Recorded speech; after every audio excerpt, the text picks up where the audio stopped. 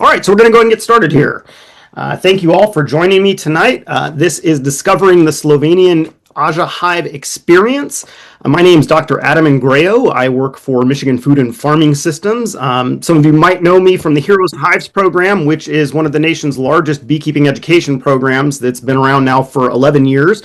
I am the co-founder and national director of that organization, or of that program, which is housed at Michigan Food and Farming Systems. So if you are a Heroes of Hive student, alumni, or something like that, that's where we are housed. I'm also the co-owner of Beewise Farms in the Upper Peninsula of Michigan.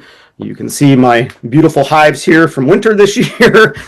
We are a small beekeeping operation, a sideliner operation that produces nukes and queens and keeps bees in some pretty harsh climates. We had 218 inches of snow this year, so it is not for the faint of heart.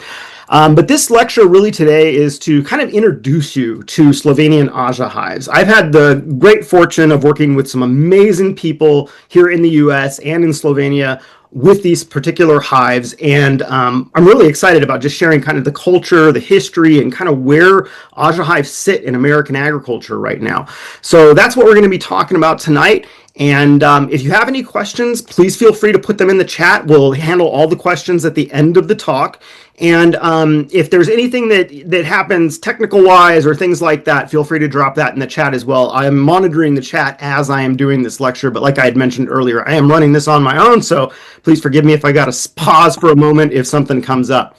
But let's go ahead and get started today. So, beekeeping in Slovenia is really an amazing activity when it comes to global beekeeping. I travel all around the world working with beekeepers in all different countries. And I will tell you from personal experience that there is no country when it comes to beekeeping like Slovenia. The country is really, it is ingrained in the culture of Slovenia and really is something that I think the country takes a great amount of pride in. So just to kind of give you an idea of the scope and size of this industry within this country, there's about 2 million people in Slovenia, and there's over 11,000 beekeepers. So that's almost 1 in every 200 people is a beekeeper in that country. Now, to put that into context for us as Americans, about 1 in every 2,000 to 3,000 people in the US is a beekeeper. So it's a much more concentrated country when it comes to beekeeping. It is also the country that founded World Bee Day. So if you're familiar with World Bee Day, May 20th, that is the country that started that, and we'll talk about why that was actually started here in the next slide. They also are the natural range for the Carniolan bee. So those of you who are beekeepers that keep the Carniolan bee, that gene line is actually from Slovenia. And in that country, they actually don't permit the importation or the export of their queens or their bees. This is a closed country when it comes to beekeeping and is very highly regulated by the government because they are really focused on maintaining this just beautiful culture that they have established over the last couple hundred years of beekeeping in that country. So beautiful, it's a beautiful country, but also a really, really focused on beekeeping. And the picture that you see here is an example. This is the facade of a bank that I took a picture of when I was in Slovenia last time. And you can see this is the entrance to the bank right here, but right above the bank is a skep hive showing bees on it. And this is this type of imagery you see throughout the country. So it is something that they really take a lot of pride in. Now, traditional Slovenian apiaries really kind of got started in the 1700s and was really established by a gentleman named Anton Janša. Anton Janša is really, when it comes to beekeeping, is really kind of the grandfather of beekeeping. He was actually the first person that is identified in the world that was actually an apiculture teacher. So in this period, he really started to do research and educate people on bees in the 1700s and was actually recognized as the official beekeeper educator by the Empress Maria Theresa in Vienna. And so he brought a lot of knowledge and education to Slovenia and to Eastern Europe around bees. And one of the things that how he kept bees were these hives placed in these hive houses called chebelnyaks. And these chebelnyaks is what you see here. This is a building which actually beehives are housed in. Now, the hives that he kept were not Aja hives. And there is a lot of sometimes confusion over Anton Janša's role in Aja hives. He did not develop Aja hives, but he is really kind of credited with this idea of placing bees inside of these bee houses. And the hives that he kept were called, and I'm not going to pronounce this right because I'm not Slovenian, but Kranjic hives, Kranjici. These were also known as Carnolian hives. And so those were the hives that he actually kept. But you can see that the pictures on this front of these beehives, this is something that they're very well known for, are these images of paintings on the front of their beehives. These bee houses, the Cheblonyaks, were really important because, one, it really allows you to work in bees in any kind of weather and helps protect the hives from weather. It also helps protect them from predators as well. And, working bees indoors, I've been keeping bees for 20 years in the United States, started in Southern California, and now live in the Upper Peninsula in Michigan. I have kept bees in triple-digit temperatures many, many years, and that's no fun. I mean, being out just blazing sun, not being exposed to the elements as a beekeeper and being able to keep your bees while you're also comfortable is a beautiful thing and something I really enjoy with working with Aja houses, these Cheblonyaks. The next slide that you see here, this is the front of this. So this apiary that you're looking at right here is actually the home apiary of Anton Janša. So this is an apiary that's been preserved and is actually a cultural site within the country. You can see that it's a thatched roof, and you have all of these beehives lined up in these rows inside of this building. So that is really something that the culture of Slovenia really grabbed onto. And this idea of keeping hives inside of these buildings is something that resonated moving forward in time. One of the biggest things that we see with these particular hives are these painted painted panels on the front of these hives, and they typically are painted with a variety of scenes. This is something that you, as a tourist going to Slovenia, this is one of the things that every beekeeper needs to bring back from Slovenia. They sell these things all over the place. I've got several of them myself in our Aja house, and really they provide kind of this beautiful folk art that has been incorporated into beekeeping. It's something that I really appreciate. I don't know, many people like to, especially hobbyists, like to really paint their beehives and get really creative with them, but we don't see that as much in the United States. In Slovenia, this is something that's everywhere, is this idea of painting hives, bright colors, beautiful colors. You don't see just standard white everywhere in this country. And this is a cultural symbol. Like I said, they sell these things everywhere. This picture that you see here is actually from the Slovenian Beekeepers Association headquarters, and is a bunch of religious pictures related to beekeeping. And they are a Catholic country, so this is something that they take a lot of pride in. Now, the development of the Aja hive. This is something, like I said, Anton Janša is sometimes confused with the person that developed the Aja hive. The actual Aja hive that we know today was developed in the late 1800s, early 1900s, about a decade or so after the Langstroth hive was developed in the United States, which was patented in 1852. And this was invented by a gentleman named Anton Zitterschnitt. Now, Anton here, you see that his initials are AZ. But the AZ hive is not named after his name. In fact, it's actually, initially, his inspiration came from another hive called the leaf hive, which was developed by Adolf Alberti. Now, Adolf Alberti, when Anton named this hive the Aja hive, what it's actually, the designation of AZ is actually Alberti Zitterschnitt's hive, is what it's named after. This gentleman right here, so this is something that he really kind of developed, is known for developing the Aja hive, and really kind of set the stage for kind of the evolution of beekeeping in Slovenia.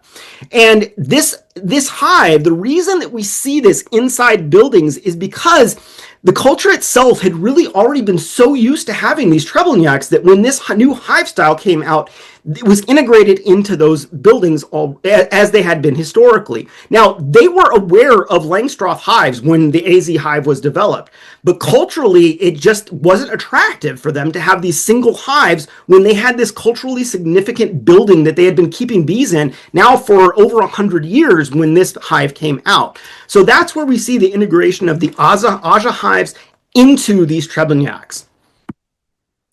Now, some of the key characteristics of Aja hives, and this is really important to understand because there are some major advantages to beekeeping when it comes to the Aja hive. This is a rear opening hive design. So for those of us in the US where Langstroth is the standard equipment, we're used to working from the top. Like we're looking down all the time and we're working hives in a downward fashion. Now, for those of you that have any sort of disabilities, myself included, I have 3 fused vertebrae in my neck. Looking down for extended periods of times is very hard on the neck and causes me a lot of pain. I actually have a partial exoskeleton that I wear when I work beehives that allows the pressure on my neck to be taken off. This hive, that is not the thing. And I'll tell you, when I was in Slovenia last time, the beekeepers in that country really love to make fun of American beekeepers, not because of anything specific that we're doing as beekeepers, but because of the injuries and fatigue that we feel on our bodies. I've been keeping bees for 20 years and I'm actually having to scale back this year because my disabilities are starting to catch up with me because I've been beekeeping for so long. So this is something that's really, really designed to be easy for the beekeeper to work. It's a multi-level structure, and so you have multiple chambers, but it is fixed space. That is one of the things that you as a beekeeper in the US need to understand with managing these hives is that you don't have the luxury of just throwing a super on or 2 supers on during a heavy nectar flow, especially if you're in northern climates where we have short seasons and really fast nectar production. You have to be on top of your game with these hives in order to make sure that you don't get to a situation where you are swarming because of tremendous backfill from nectar coming in. This can be worked in all weather, which is something that's really beautiful. I mean, I can't tell you, living in the Upper Peninsula of Michigan, the weather is all over the place. I mean, Lake Superior pretty much dictates everything that comes to us. And being able to work bees when it's raining outside or when it's very windy or, something like that, that's a nice luxury for me because it allows me to work bees other times when I wouldn't be able to work. The design itself is really focused on reducing lifting pressure, strain, and fatigue. And you can see this picture here. This is a gentleman, when I was in Slovenia in 2024, this was the Paraplegic Beekeepers Association that I visited. And this gentleman right here is clearly wheelchair bound. They have a whole beekeeping association for folks that are in wheelchairs because it is so easy to keep these bees physically. You don't have to lift heavy boxes. You're not twisting and bending and coming up all the time. You're working on a level plane. You're staring right at the beehives and you're just working one frame at a time. So the most you ever have to lift is one deep frame, which at the very most is going to weigh 10 pounds. Instead of those of us that keep bees here in the US, a deep Langstroth 10 frame hive full of honey, upwards of 90 pounds to move that hive body. So very, very well designed when it comes to ergonomics. Now, the rear inspection door is what you're going to be opening. So you open the rear inspection door, and this is kind of what you're faced with. Now, in Slovenia, they kind of vary on hive sizes, usually somewhere between 9 and 11 frames per level. And they have some new additions to that. They have some that they actually have frames that go one direction and a set of frames that go the other direction so that you have some extra space. Because like I said, it's fixed space. So when you're in a heavy nectar flow, you got to clear space in order to make sure that you're not jamming up the queen, starting to get into a swarm situation. In the US, when we see these made in the US or imported into the US, they are typically 10 frame setups because that's what we're used to. And the manufacturers, most of the manufacturers that are exporting to the US are using 10 frame equipment. Typically, as a US purchaser, you're going to purchase a 2 to 3 level hive. Now, depending on where you're at, that's going to be a big decision because if you live in climates like I live in, where you have very short seasons with very heavy nectar production in a very short period, you want as much space as you can get. So I have 3 level hives that have 30 deep frames in them. If you're somewhere that's more south of me, if you're down in Arkansas or Louisiana or somewhere where it's temperate, you can definitely get away with a 20 frame Aja hive. That is absolutely feasible at a 2 level. You're going to have a brood chamber and honey chambers, and these are divided using queen excluders and division boards. So when you look at this particular picture here, this area right here, This is likely a queen excluder right there, but the nice thing about Aja hives is everything's movable. So you can pull out that queen excluder and put in a division board if you want to let the queen fill up the entire chamber. If you're in honey production and you want to sequester that queen down below, you put your queen excluder in. So it is modular in that respect. But it's a very easy hive to use because, again, you're not lifting heavy things. If you want to put a queen excluder in, you don't have to lift 3 honey supers off in order to get to that brood chamber. So again, very good for the lifting restrictions. If you have lifting restrictions, it's an amazing hive to keep in. Now, the big thing when it comes to Aja hives, and this is something that as American beekeepers, it's something that takes a little getting used to. So typically when I teach the courses that I teach on beekeeping, whether it's to somebody out on the West Coast, down south, or here up in the north, we typically advise folks to do mite inspections, colony inspections about every 3 to 4 weeks during the production season. With Aja hives, that is not the case. And the reason is because, again, you have fixed space. And so you are doing inspections about every 7 to 10 days. And the other piece of that is you want to keep all this stuff movable. If you leave these hives for a long period of time and they get fully propolized, it can be very difficult to remove the back doors. I had a Aja hive about 8 years ago that was made in the US, and by the time I got to inspecting it one year, basically the entire thing was welded shut, and I ended up having to break off doors just to get to the bees. So you do have to work these more frequently, not only to maintain those propolis seals being broken, but also to make sure that you're monitoring space very closely. In Slovenia, scales are used widely in these Aja hives, and the reason is because if you have a nectar flow going on and you have a scale on it, and most of these scales, they report back to your phone, they can actually see the weight gaining so that they know when nectar flows are happening. So if a heavy nectar flow is coming on and they see that weight gaining rapidly on their scale, they know that they need to be in there and start managing that space. And so honey is always harvested as needed. Here in the US, I know a lot of, small scale beekeepers that harvest once or twice a year. For us here in the UP, typically we maybe harvest twice, but most often once. And it's usually about the second week of August when we harvest. That's it for us. They're harvesting all the time because they're monitoring space. Here, I could just keep adding supers. And I've had, 11, 12 boxes tall of colonies with supers on them just because I'm able to do that. This is not the case with Aja hives, so you do have to harvest honey as needed. And what that means is that a lot of these individuals that are keeping bees, this is a picture of a gentleman that I visited near Lake Bled, and you can see that he has an extractor right here in the background. What this machine is that you see in front here is a bee brush. It's an electric bee brush, so they basically takes the frames, puts it down in that bee brush, it brushes off all the bees, and then he throws it in the extractor, extracts the honey, puts it right back in the colony. That is how you continue to maintain space for these types of colonies. It's really important to make sure that you're constantly staying on top of this honey space, because again, if that honey chamber gets filled up, what they're going to start doing is they're going to start backfilling the brood chamber, and you're going to be in a swarm situation before you know it. Much faster than that happens in a Langstroth hive, because again, you can just keep adding space in Langstroth hives. So this allows them to increase space very readily. And so that is something to keep in mind. For those of us that do this in the US, it's the same deal. Like when our honey frames get filled up, they go right into the extractor, and we run them in the extractor and then put them right back in the beehives as wet frames. Now, migratory beekeeping is kind of an interesting subject in Slovenia because they do have a migratory industry, but it's very different than ours. The migratory beekeepers in Slovenia, typically, commercial scale in Slovenia is about 100 hives. So not a lot of hives by US standards. Like we've kept 100, 150 hives here on the farm, and we are a pure sideliner. We are not commercial scale. And most of the time in the US, we say that folks become commercial scale. It depends on who you talk to, but it's somewhere between 300 and 500 hives is when you're starting to touch that commercial scale. There, 100 hives, you are commercial. The largest beekeeping operation is Pislik Bali Beekeeping, and they have about 2,500 beehives. Compare that to some of the beekeepers here in the US, like the AD family, which runs over 80,000 colonies. So very, very different scale. Now, to move these hives, you have to do something different because obviously these are meant to be installed in a building.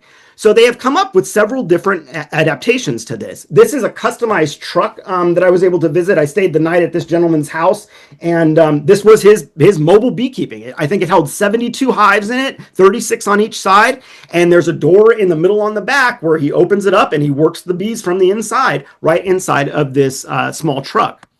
Another example is this one here to the right. This is a trailer. Essentially what they do is has telescoping legs on it. They pull a flatbed trailer under this, drop the telescoping legs, the whole thing comes down on the trailer, and they can move it wherever they need to go. You can see the door right here that allows them to get into the bees and work the bees from the inside again.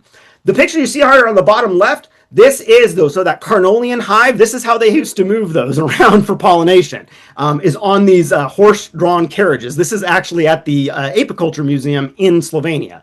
So different ways of keeping bees when it comes to commercial scale in this area.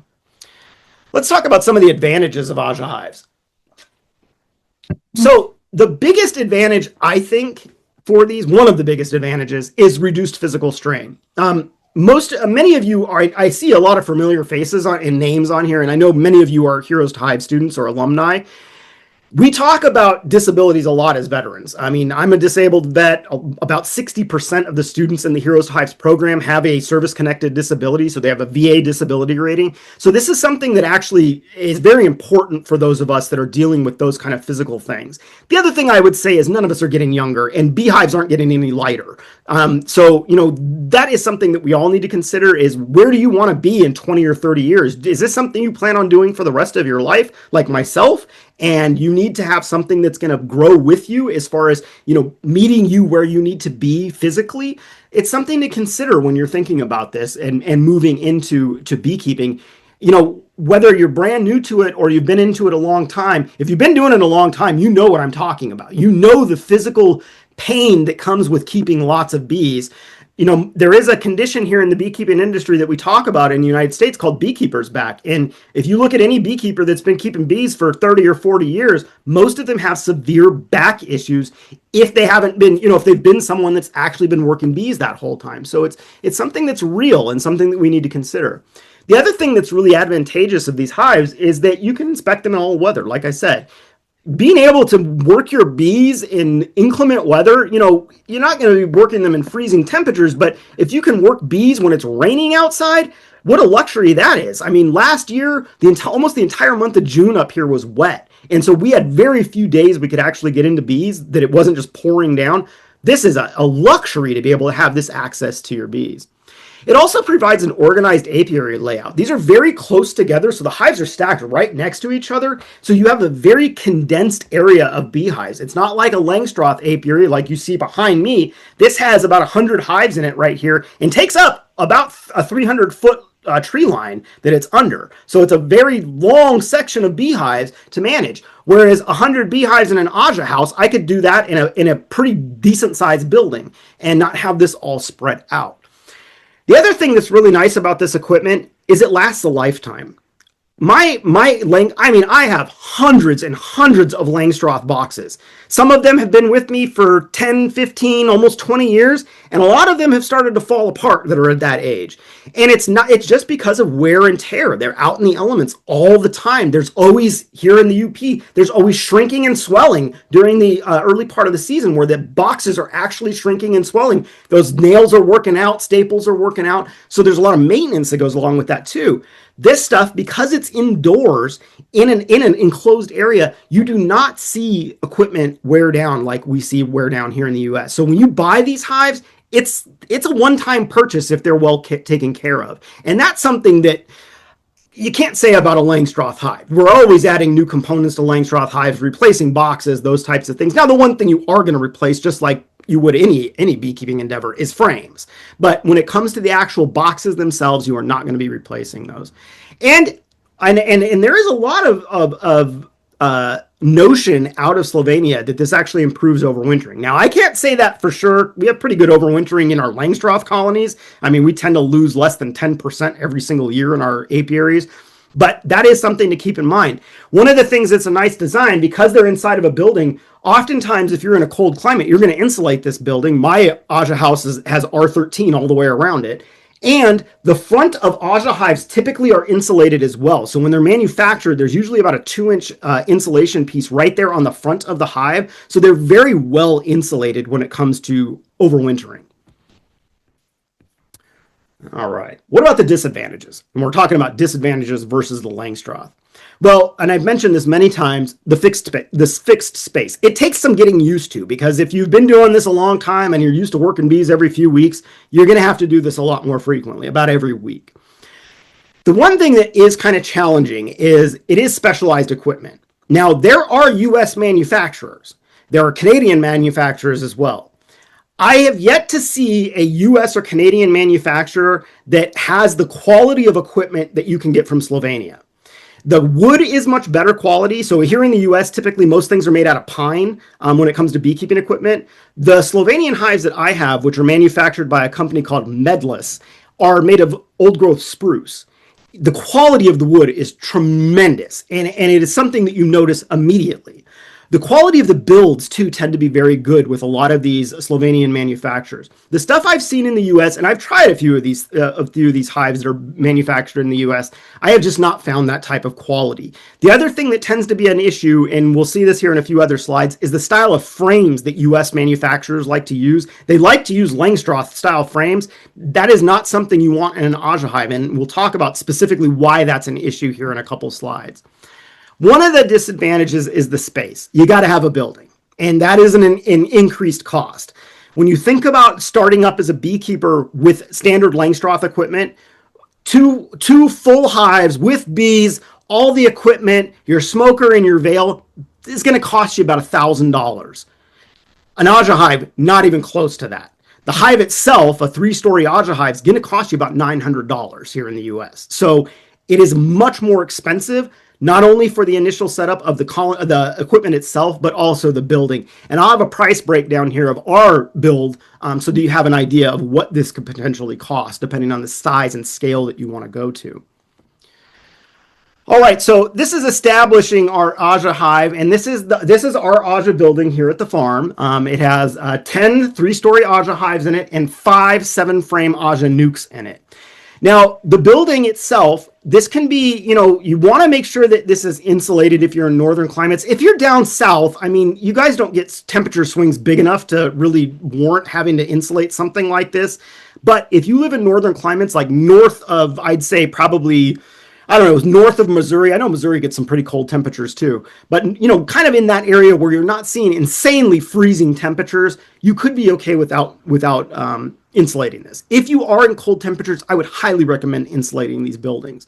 The other thing that you're going to have to decide on, is this going to be a custom-made building or is this going to be a prefab building? Custom-made buildings, awesome. I have some friends in Maryland that run a program out there called Mission Believe that had a beautiful custom-made Aja house built on their farm. Absolutely gorgeous, built to exactly the specs that they wanted. That's pretty pricey to get a contractor to come out and do that, pour concrete, have a building made, all of that. It can be very pricey. Prefab buildings, at least up here in the north, are a dime a dozen. They are all over the place. There are tons of companies making these prefab buildings for cabins, for workshops, for storage places, for, man caves, all that kind of stuff.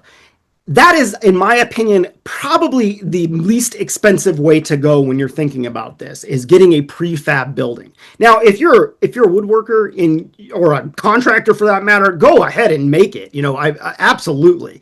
But if you have time, if you don't have the time to make something yourself, buying one of these buildings is it can be very inexpensive comparatively to creating or constructing your own building.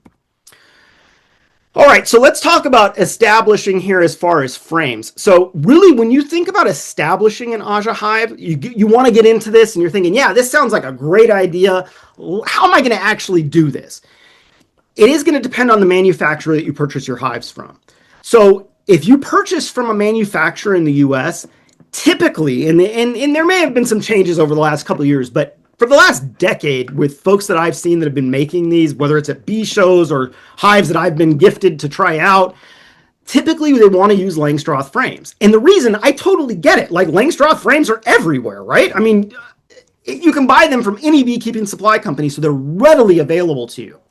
However, There is a reason that Slovenian Aja hive frames are important to have in an Aja hive.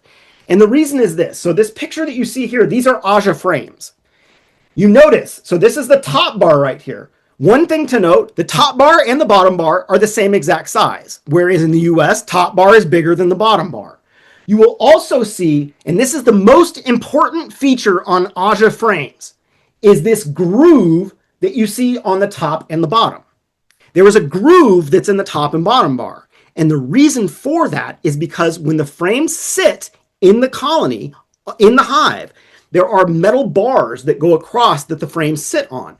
Those metal bars, if you have a flat top on your, or a flat bottom on your frames, what happens is that they will propolize that entire bottom portion to those metal bars.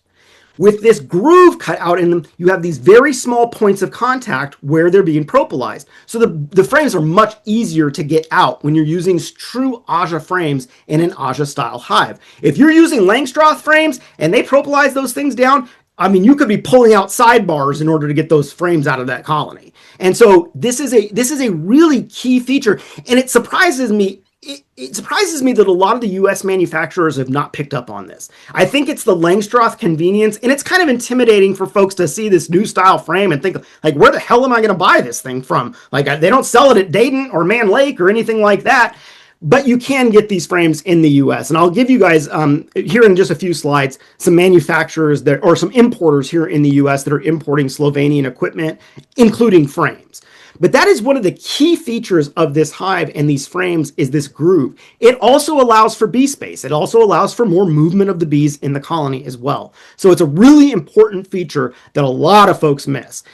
Now, one of the things, and I think this is in the next two slides from here, we'll talk about is how do you get these frames to, like, how do you get bees into these things, right? So if you have two different styles of frames, you've been keeping bees in Langstroth for the last 10 years, and so all your bees are in Langstroth, how are you going to actually establish a colony in this colony with new frames that are totally different than your Langstroth frames?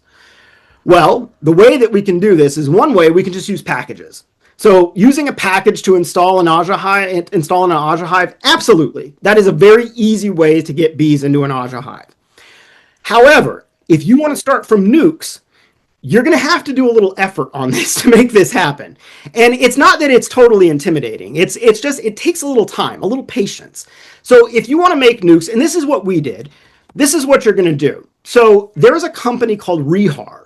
And I'll tell you the company here in the US that sells these clips, but you see in this picture, there's these yellow clips on the end of these frames. Whoops, just lost that.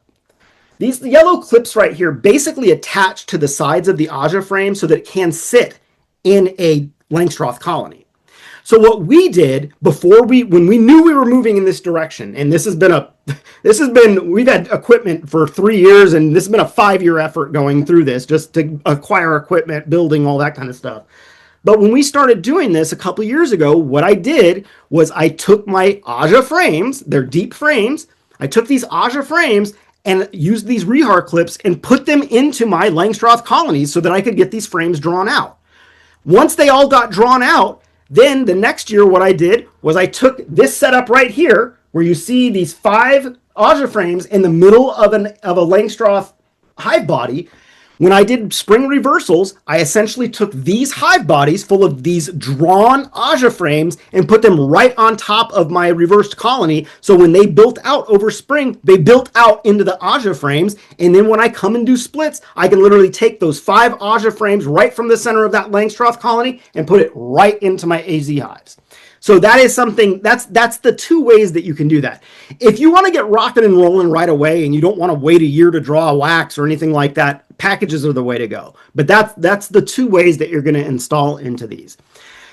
So we make splits from our Aja frames using Langstroth colonies, and like I said, it may take a year or so to get those drawn out. Usually, I drew them the year before and then established them the next year so that I got bees on them. Purchasing considerations. Well, one thing you're going to have to think about is shipping costs. These things are not light. They are very heavy hives. They come, when you get these, you purchase these, they come with all the frames, they come with all the equipment. They're very weighty. And for these 30 frame hives that I have, these are our hives, I mean, they come on pallets 4 at a time. I think there were 5 on a pallet. They stacked 4 next to each other and then 1 on top. I want to say when we got 1 pallet of these, it was about, I want to say it was about $400 in shipping. Very heavy, very bulky. It's got to be shipped freight. So if you are on the East Coast, that's where the 2 importers of Aja hives are in the U.S. and Rhode Island and I think Massachusetts, up in New England. So if you're in that area, you can just go pick them up. But if you're like me, we had to have them shipped. So shipping costs are something you should think about. This is not going to be a cheap investment to get started. It's going to be a pretty good investment to get going. Compatibility with existing equipment is something that can be frustrating for folks like me that have hundreds of hives that are, I've bought into Langstroth my entire career. There's no compatibility there. All that Langstroth equipment is going to be kept as Langstroth equipment. It's not like I can take it and convert it to Aja equipment. So it is something that you need to know there's no compatibility there. The one thing you need to keep in mind is the availability of frames and parts. Because a lot of this stuff is being imported, sometimes it can be difficult to get. I mean, if you need parts, you're probably going to have to make it yourself. But if you need frames, there are importers that you can purchase frames from. Typical sizes that we see available in the U.S. for purchase are 7 frame, which are Aja nukes. In Slovenia, they laugh at our 5 frame nukes. They tell me constantly that it's not enough bees. So 7 frames is their standard in their country, and then 20 or 30 frame colonies. So they're either 2-level or 3-level colonies is what you'll see for sale here. And the other thing that I'll say about this as well is that when you're looking at the style of Aja hive that you're looking at, there are different manufacturers. Some are better than others. They all have their different approaches to like how you close the door. So you see like this is a medless hive. Medles is the manufacturer. And you can see that they have these wooden bars that go across the doors. These wooden bars just lift right up and pull right out. There are other manufacturers. I have another manufacturer from Slovenia that is also has the same, they're all built the same way where they have the door and then they have something that closes it. This manufacturer has like the bar that goes across and then has these plastic screws that you screw in to keep the door tight.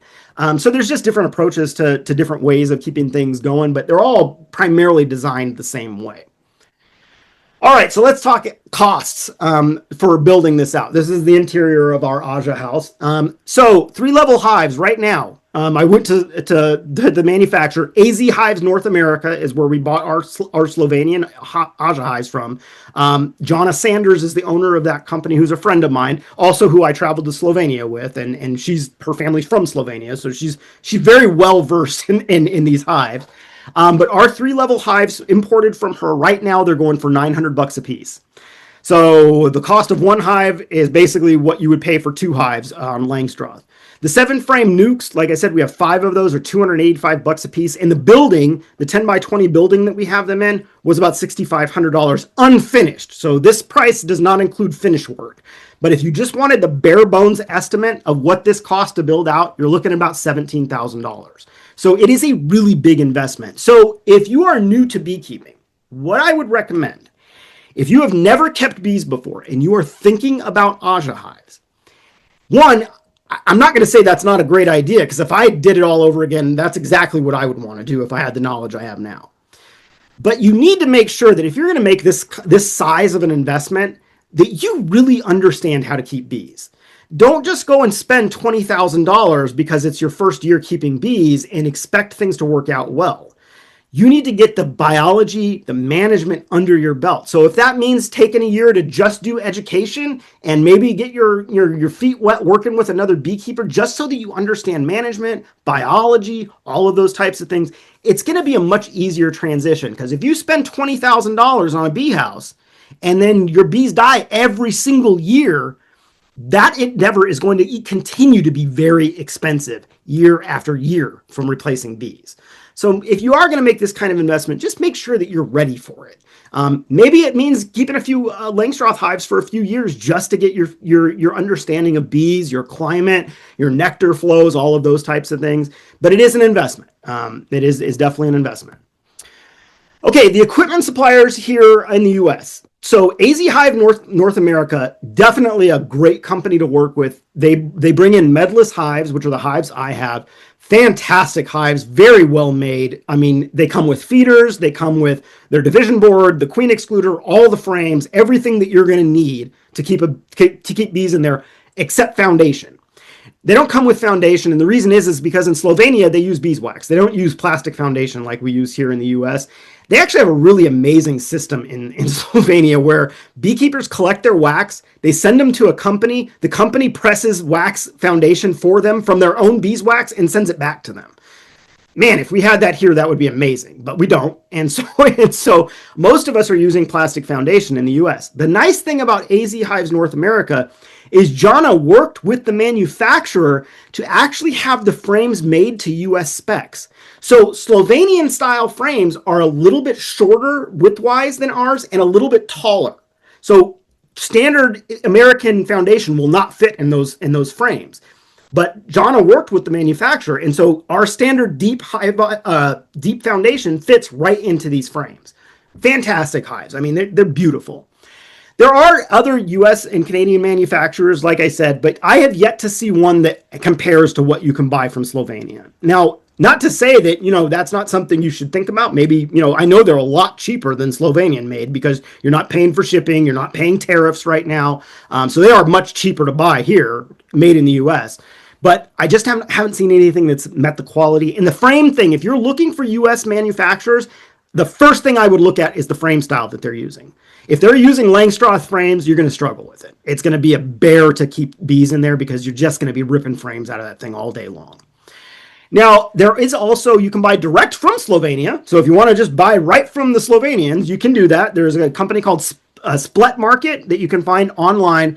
One hive, though, not the hive cost, but the shipping is $250 to ship to the US plus a 15% tariff. So pretty pricey. So, just keeping in mind that this is an investment. This is a real big investment. Now, the other thing that the Slovenians are really known for is apitherapy. Now, if you're not familiar with apitherapy, that is the use of bee products and bees in human health. My wife is an apitherapist. She sits on the board for the American Apitherapy Society. So if you're interested in apitherapy, I would highly recommend checking out AAS, American Apitherapy Society. They have an annual conference that travels all around the United States that does training on apitherapy. They do webinars, those types of things. So if that's of interest to you, definitely check that out here in the US. But in Slovenia, this is a very well accepted practice. Here in the US, apitherapy is not really something that people think about when it comes to wellness. It's very niche, but in Slovenia, it is widespread. And so some of the things that they do in Slovenia for health is venom therapy. So arthritis. I don't know if any of you have arthritis in your hands, but I do. And when I get stung in my hands start to feel better for a few weeks after I get, several stings in the hands. We also personally do a lot of stings on ourselves. I do stings in my neck, stings in my back, in my ankle. My wife does a lot of stings on herself as well. So venom is a very well-established therapeutic intervention that is not well accepted in the United States, but in Eastern Europe is widely available. Honey massages are another thing that they do, where you actually go into these hive houses, so you're surrounded by bees, and you get a honey massage. Air therapy, so actually breathing the air from the beehives there is a lot of evidence that demonstrates good outcomes for respiratory health. So people with asthma, chronic bronchitis, things like this, can go into these bee houses and actually get air therapy from the bees. So literally hooking you up to a beehive with a mask on and sitting and breathing bee air. The propolis that's in beehives, it's like a natural antibiotic. And so it is very healing on the lungs, both upper and lower respiratory. And then also acoustic therapy. So sound therapy with bees. This is a picture of a gentleman that I visited in Slovenia. This is a table you see here, and there are two Aja hives. Two Aja hives underneath it. You sleep on this table basically, and you have the vibration from the bees coming up to you all the time. Now, this guy also this was a really cool setup that he had. This bed right here next to you was 70 Aja hives. stacked two stories tall. And he also had a second story to this building that had holes cut out in the floor so that you could sleep in the second story and have air from the bees coming up all the time as you sleep. The smell was absolutely intoxicating when you were in that realm with those bees. So really nice opportunity. Apitherapy. This is the air therapy. Two different approaches to air therapy. This is a device developed by a company called Medicool, which is a Slovenian company. It has a built-in fan in it, and so you attach basically a CPAP mask to it. You attach the CPAP mask to it, you turn on the fan, and you basically sit there and breathe bee air. You can get these shipped to the United States. We just ordered a couple weeks ago to install on our hives, and so that's one approach to air therapy with bees. The other approach, and this is another Slovenian Treblinjak here. This gentleman had bunk beds sat up next to his beehive. So you see this wall right here are actually the sides of the Aja hives. And he made cutouts in the side of the Aja hive so that literally your air was coming right over to. You could sit there and look at the bees as well. So a very pleasing environment. This gentleman has an apiary near Lake Bled, and all he really focuses on is apitourism, which is a big thing in Slovenia, where people from all over the world travel to Slovenia to do these apiculture tours, where you basically go check out these apitherapy places. You check out all of these different beekeepers, different scales, different products that they're creating in Slovenia. So very, very cool experience if you're looking for an experience, and I'll give you some information on that here in just a bit. Now, when we're looking at resources, so this is kind of a really broad introduction to Aja hives. Many of you may be interested in pursuing this more. We'll have an opportunity here at the end for that. But if you're looking for some resources just to kind of get familiarize yourself with Aja hives or get a little more experience with them, the best book that's out there right now in English is this book right here. This is called A to Z Beekeeping with Slovenian Hives. It's written by a friend named Dr. Janko Božič. Janko is one of the premier entomologists in Slovenia. He did his graduate studies in the United States with some very famous beekeeping professors down south, and went back to Slovenia and has really been the premier entomologist working in bees in Slovenia. A brilliant individual. I mean, when you talk about beekeeping knowledge, I mean, this guy's been doing it almost, for I'd say probably 30 to 40 years. The guy is just a wealth of knowledge. But he wrote this short book for English language audiences that gives you broad overviews of the Aja hive. It gives you kind of the history of it. There's actually dimensions. So if you wanted to make your own Aja hive, he actually breaks down the full dimensions of an Aja hive, what they all are, how it's built. He has some plans for Treblinjaks, and then a lot of management understanding as well is in there as well. So that's something to look at. I want to say the last time I looked at this, it's about $30 on Amazon. There is another book that is English language, written by somebody else, that is basically plagiarized from this book, that is also available on Amazon. So make sure you're getting the right one from Janko. If you're interested in online training, the Beekeeping Academy of Slovenia is actually one of the organizations I worked with in Slovenia when I was last there. This is their website here. You can see they do have actual videos. They have some courses that you can actually purchase access to. When I was first getting into this about 5 or 6 years ago, I purchased a 10-hour course from them, which is it's taught in English, but the accents are very heavy. But it's taught in English, and it's available through the Beekeeping Academy of Slovenia. If you are just getting started on this and just thinking about, okay, I may want to do this, but I want to get some management experience before I do anything else. My farm, BeeWise Farms, we are actually currently developing an Aja hive course, which is one of the reasons why I'm doing these webinars, is because we're developing a course right now, kind of modeled after Heroes to Hives and our other beekeeping course that we provide, the Beekeeping Above the 45th Parallel course, which is a course that we have for northern beekeepers. But it's modeled after those courses. And basically what it'll be, I'm looking at probably about a 10 to 15 hour course, about 10 lectures and some instructional videos to show you how to manage Aja hives. There are a lot of differences when it comes to management. I mean, you think about closed, your fixed space. So mite treatments and things like that. There are some different approaches that you're going to take for that. Feeding feeding as well is going to be a little bit different than it is with a Langstroth hive. So we'll cover all that in that course, but that we're looking to launch that in spring of 2027. We're doing all the recording this year. So if that's something that you're interested in, keep that in your sights. You can follow us on Facebook or Instagram or our YouTube channel to keep up to date on that as well. All right. Okay, so apitourism. If you are interested in checking out Slovenia as a beekeeping country, apitourism is huge out there. AZ Hives North America, who I mentioned earlier, who's the importer of the hives that we have, she runs tours usually twice a year, usually one in the spring, it's usually in May, and one in the fall. And it is absolutely an incredible experience. Jana is a fantastic host. You stay at her family's farm. They own a tourist farm that has basically a hotel in it that's built there. Homemade food. It is absolutely incredible. But going on a tour with her for a week, you will get exposed to all sorts of stuff, including one of my favorite stops when I went there last time was the Apiculture Museum, the beekeeping museum in Slovenia. So they have an entire museum dedicated to beekeeping. And this picture that you see here is a variety of antique smokers. So everything from just little, plates to little pipes to actual like smoker looking devices, and a variety of different styles of queen cages that had been used historically in Slovenia. If you're familiar with queen cages in the US, like the Benton cage is kind of like the cage that we really came up with in the US. I mean, we have like JZBZ now and California queen cages, but the Benton cage is kind of the historic cage that we have in the US. But these are some of the classic cages that are from Slovenia. So really amazing stuff when it comes to all of this, and just an amazing country to go and visit.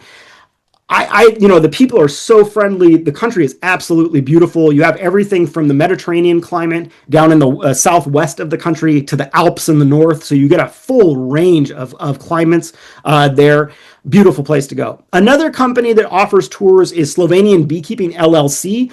This is the one, I believe she's out of Massachusetts. But Suzanne is her name, and she runs that company. They also do beekeeping tours in Slovenia as well. So some options for you if you're looking to actually get some experience. I would highly recommend this. If you like traveling internationally or you're into bees, I mean, everywhere I go, I try to find beekeepers to see what's going on in other countries. And it's an incredible experience that you'll have doing this. All right, so let's wrap it up here. If I can get my slide to advance. All right, so in conclusion, this is really a culturally significant hive system for Slovenia. And it's common in Slovenia, but it's really niche in North America. But there are a lot of us who are working in this area, myself included, folks like Jana, who are really trying to push this in the US, because especially for those of us that are dealing with disabilities, in my opinion, this is absolutely the best hive that you can work with. Again, indoors, you can work it from a seated position. So if you're wheelchair bound, you can work this. If you have, I have a lot of friends that are served in the military that are amputees. If you have amputations, you're not dealing with heavy lifting boxes, twisting and having to stand and move. So it is very amenable for a lot of different physical conditions. It's, again, designed for efficient, low lifting beekeeping. And I mean, that is the biggest problem we have in US beekeeping, is the effect that it has on our backs.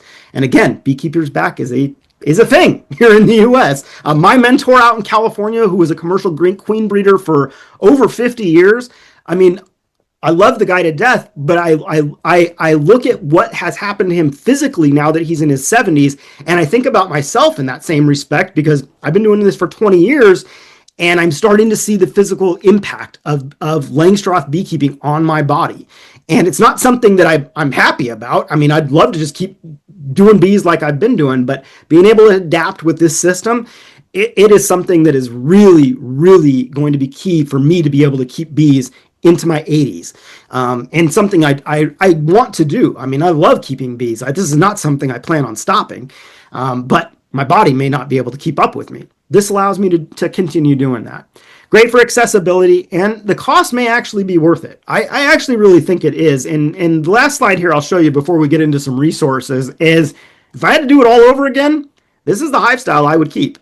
I mean, like I said, you need to have a good understanding of bees under your belt, at least so that you don't make a huge investment and then just have to get out of bees. Because that is something we see a lot in the industry is folks get into bees, they buy a bunch of bees, and then they get out of the industry because they can't get their bees to survive. And so get your knowledge and your education under your belt, and then moving into something like this, absolutely. You'll end up saving money in the long run if this is something that you want to do for a long period of time. Again, you're not going to have to replace any of those hive bodies, the hives themselves, with a Aja hive.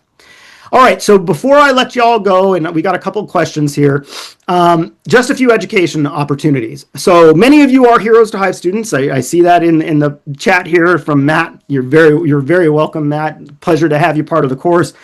This is a course that I've been running now for the last 11 years. It is one of the biggest, well, it has been historically the largest beekeeping education course in the United States. It is a self-paced course. It is developed for U.S. military and their families. However, this year we have opened up the course to the public. So anybody can now access the Heroes to Hives course. But there are a lot of areas of the course, like we have an entire module on business development that is specifically targeted to veterans. So we do have some pieces of the course that are targeted to veterans, but anybody can get a great education out of this. And it is developed for a broad audience. It's taught to the Midwest. It's not taught to the UP, but it's taught to the Midwest. So if you are in the Midwest, it's gonna line up with you perfectly. But if you're on the coast, and we've had thousands of students on the coast, it will apply to you. Biology doesn't change a whole lot. It's more like timing and management, seasonal management that changes. So that's something to keep in mind. This course is intended for new beekeepers. So it is if you have no experience with bees, this course is made for you. It's about 75 hours. It's a very robust, and it does offer a certificate of completion. So if you want to get a certificate saying that you completed the Heroes to Hives course, at the end of the course, you can pay to take an exam, and we offer a 100-question exam. You pass the exam with 70% or better, you get a certificate from us, and that certificate is recognized by the U.S. Department of Agriculture as a year of experience in agriculture. If you are new to agriculture and you're thinking about accessing like Farm Service Agency loans, there are experience requirements to access those loans. So you have to have some experience in the industry in order to do that. I think it's 2 years of experience right now for most FSA loans. Our course will count as one of those years. Another opportunity that we have for those of you that live in northern climates, north of the 45th parallel, so halfway between the equator and the Arctic Circle, where I live, we developed a course a few years back called, it's probably 8 or 9 years now, called Beekeeping Above the 45th Parallel. This course is specifically taught to northern beekeepers, and most particularly northern Michigan, Wisconsin, Minnesota, and the UP. It does apply across the 45th parallel, but if you get out towards the coast, it does change a little bit. This is a self-paced course as well. It's a smaller course than Heroes to Hives, about 20 hours, so lectures and instructional videos. The lectures are going to be just like Heroes to Hives, usually about an hour to 2 hours in length, and then instructional videos are in the apiary doing something, usually less than 20 minutes, somewhere between 5 and 20 minutes. And so this course is also available to you. I should have mentioned the last thing on the Heroes to Hives course is that this course is now available through our YouTube channel. So if you want to access Heroes to Hives education materials, you're going to go to our YouTube channel, which is down here at the bottom, or you can just go to YouTube and search Heroes to Hives, and this will come up. And you're going to go to the courses tab right here, and there will be 2 courses there. The first course, where you just click view full course, that's the Heroes to Hives course, and it'll come up. It'll have the full list of curriculum. It'll actually track where you're at in the lectures if you're logged into YouTube. And so that is available to you. The same thing with the Beekeeping Above the 45th Parallel course. Totally free to anybody who wants to take it, just for the education material. This is something we actually used to charge for, but we have come to the understanding, my wife and I, that we have been blessed with the opportunities that we've been given, the knowledge that we've had access to with beekeeping, and we just want to share this knowledge. And so this is a free course as well. It's intended for folks of under 5 years of experience, or they can't get their bees to overwinter. And that is a big thing in northern climates, is I can't get my bees to overwinter. I literally show you exactly how we overwinter bees in the US. And this apiary right here, very large. We lost 6 colonies out of this apiary this year to winter. So we have very high wintering success in our apiary, and something that we take a lot of pride in. It's one of the reasons why we're able to make so many nukes in the spring. But that is another course available to you. And same thing, you just go to BeeWise Farms and you can click on the courses tab, and the full course is available to you. 40 lessons in that course. Now, if you are thinking to yourself, this sounds like a lot of fun, this sounds like something I want to do, we are going to have, we do monthly webinars. This was the first one for the year, so we'll be doing monthly webinars until November. If you are interested in learning more about Slovenian beekeeping, the next one we're going to do is I'm going to walk you through an actual build of a Slovenian bee house using a prefab building, using our example. So I'll walk you through exactly what we did, what we had to do, how we did it, all of that. So if that's something you're interested in, another free webinar a month from now, you're just going to go back to the same page you registered for this one at heroestohives.org and go to our events tab, and it'll be it's in there right now that you can register for it. So if that's of interest to you, check that out next month. And a couple more educational opportunities. If you are looking for hands-on experience in Aja hives, we at BeeWise Farms offer an educational series every single year. And this year in August, on August 15th from 1 to 4 p.m., so it's a 3-hour workshop, it is on alternative hives. And we will be working Aja hives, long Langstroth hives, and Kenyan top bar hives. And I will be showing you in all 3 of those hive styles how to overwinter them. Now, Kenyan top bars, there's a lot of finagling that goes on with those to get them to survive through the winter. But that is something to keep in mind, is we have that available. Those classes are limited in space, so we only at the most allow 15 people at these workshops. They're $60 a class, but if that's something you're interested in, check it out. That's at beewisefarms.com is where you can find that. And then lastly, we also work with the Department of Veterans Affairs very closely and have developed what we call Be Calm, Be Well. This is an evidence-based program that we have been working on for the last 7 years with the VA. And basically what we have developed is 9 practices that are mindfulness practices that are integrated into a bee yard. And so you are like this picture right here. This was our first cohort about 5 or 6 years ago. One of our partners, a couple of our partners from University of Missouri are in this photo. But these are folks that are actually doing mindfulness meditation while actively working a beehive. And so you can see my buddy right here, Dave. He's a great guy, Air Force veteran. He's moving his hands very slowly over the beehive. And it's basically an opportunity for us to get closer with our bees. This work has shown, we've published peer-reviewed research on this, has shown that in a VA setting, these practices can reduce depression and anxiety up to 30% in veterans. So these are very well-established, evidence-based practices. If you are a beekeeping educator, meaning you are teaching beekeeping right now, or you are a clinician working in occupational health, recreational therapy, social work, any areas of mental health, if you are interested in getting trained professionally in these practices so that you can actually use them in your own practice or your own education, we are offering a 2-day, and they're 8-hour days, 2-day full facilitator training in this at Bay Mills Community College in Brimley, Michigan. So that's in the Upper Peninsula of Michigan. We'll cover all of these practices.